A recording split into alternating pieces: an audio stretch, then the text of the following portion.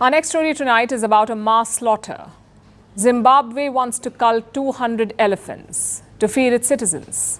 Southern Africa is facing its worst drought in decades. There is not enough food to eat. 68 million people are affected, including nearly half of Zimbabwe's population. So the government wants to kill its elephants to address acute hunger.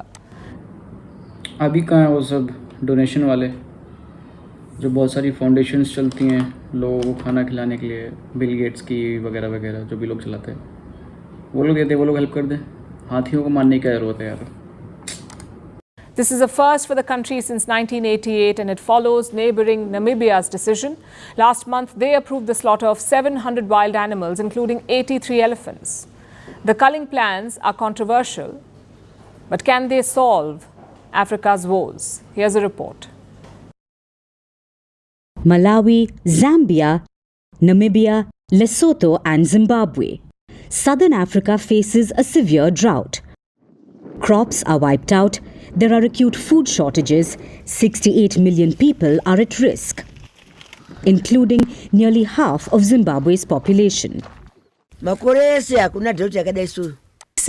इसीलिए food security होना बहुत ज़रूरी है किसी भी nation के लिए, ठीक है।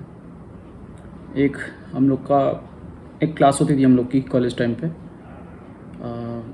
ह्यूमन वैल्यूज़ कोई तो थी एक क्लास, उसमें ये बोला जाता था कि हर कंट्री के पास एटलीस्ट इतना हो, मतलब कि वो अपनी पॉपुलेशन को 2 से 3 बार फीड कर सके।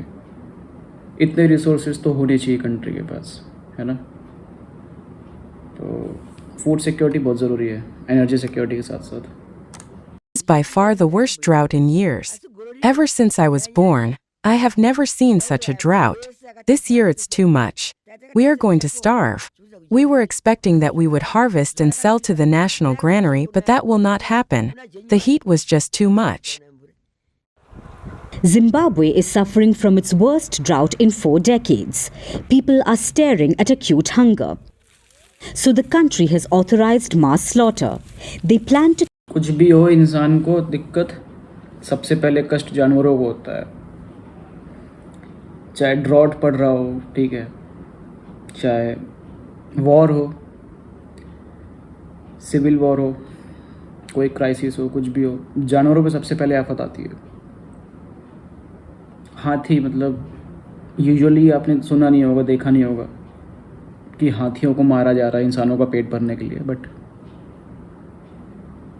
हाथियों को मार रहे हैं। तो kill 200 elephants. Why? To feed the citizens. The cull is a first in the country since 1988 and it follows Namibia's recent decision. Namibia too faces a drought and last month they decided to cull 700 wild animals including 83 elephants. Again to distribute meat to the people facing hunger. इसलिए इंसान ही को बोला जाता है सबसे बड़ा जानवर। इंसान ही है सबसे बड़ा जानवर भाई, सबसे बड़ा जानवर। कि जंगली जानवर तक बेचारे जान बचा के भागेंगे अपनी, कुछ नहीं छोड़ा, सब खा जाता है इंसान यार, हद है। और कितना फीड कर लोगे तुम? 200 तुमने हाथी मार लिए, कितने समय तक फीड कर लोगे? ये कोई लॉन्ग टर्म सॉल्यूशन नहीं है किसी भी गवर्नमेंट के पास। ये तो वर्स्ट सॉल्यूशन हुआ कि तुम जाओ जाके अपने जंगली जानवरों को मारो, ख़त्म करो, पूरा इकोसिस्टम तबाह कर दो जाके जंगलों का। ये तो वर्स्ट सॉल्यूशन है। फिर जब हाथी ख़त्म हो जाएंगे फिर दूसरे देशों से बोलेंगे अब हमको हाथी भेजो, हमको दूसरे जानवर भेजो खाने के लिए। कब तक चलेगा ये? हद है यार, बताओ 200 हाथी यार, हद होती है। हमारे यहाँ हाथियों को बचाने के लिए नेशनल पार्क बनाया जा रहा है, सब किया जा रहा है, उसके बावजूद पोचिंग हो जाती है। अब पोचिंग तो अफ्रीका में खैर होती होगी, बहुत होती होगी, ठीक है, अक्सर सुनने में आता रहता है पोचिंग हो रही है उनके हाथी के दांतों के लिए, और यहाँ पे खाने के लिए मार रहे हैं। Since the announcement, more than 150 animals have already been killed and nearly 57,000 kilograms of meat have been distributed. Both Namibia and Zimbabwe have stirred a controversy. Animal rights advocates are furious. But the countries remain undeterred. In fact, Zimbabwe says by killing the elephants, they will hit two birds with one stone. Southern Africa is home to one of the largest elephant populations. More than 200,000 elephants live across just 5 countries: Zimbabwe, Zambia, Botswana, Angola and Namibia. Among these countries, Botswana has the highest elephant population, followed by Zimbabwe, making its elephant population the second largest in the world. The country's conservation parks can sustain only 55,000 elephants, but they are home to 84,000 elephants. So the वो government तुम्हारी problem है यार। तुम एक तो उनका area पूरा छीन लिए, जंगल छीन लिए, अब तुम कह रहे हो कि तुम्हारे पास इतनी फैसिलिटी नहीं है कि तुम ज़्यादा एलिफेंट्स को अकोमोडेट कर सको। तो प्रॉब्लम तुम्हारी है ना।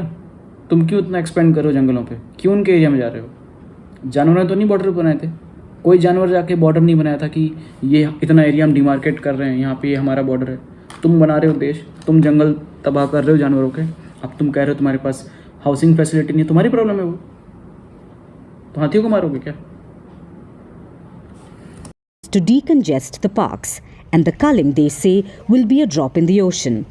With this, they have made conservation biologists and animal rights advocates furious, who say that elephants have a right to exist Of course. and that there has to be a better way. But Zimbabwe is working on a tight schedule. Amid the severe drought, they have to feed people, and they fear that without food, it's not just the humans who will suffer, but also elephants.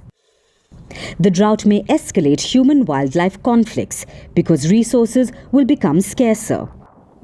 Last year, 50 people were killed in elephant attacks in Zimbabwe. This year, 31 people have died so far. So, controversy or not, Zimbabwe is stomping forward with the plan to kill their elephants. ये होता है भाई जानवरों के साथ अत्याचार। इंसान को कुछ कभी भी कैसी भी आवश्यकता पड़े, जानवर तो रिसोर्स है उनके लिए। मारो, काटो, खाल उधेड़ो, सब ये सब चलता रहता है। अभी इतने एलिफेंट्स को मार देंगे, हो सकता है आगे और भी मारें, क्योंकि ड्रॉट जैसी चीज़ है, फसल उगी नहीं है, सब बर्बाद हो गया, तो और मारे जाएं हो सकता है। क्योंकि 200 एलिफेंट से कितने समय तक पेट भर लोगे तुम? वही है ना, इंसान सबसे बड़ा जानवर है यार।